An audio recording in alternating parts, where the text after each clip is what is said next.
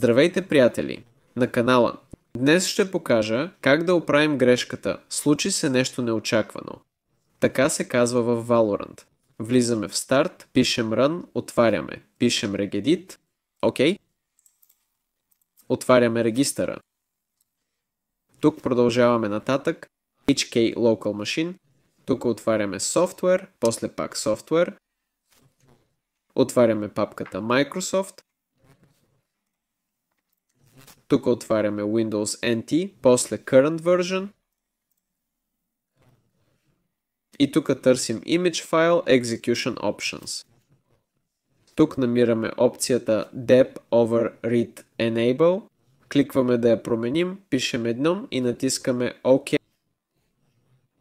След това грешката трябва да изчезне. Ако имате 1, пробвайте с 0. Това е всичко. Харесайте видеото. Чао на всички!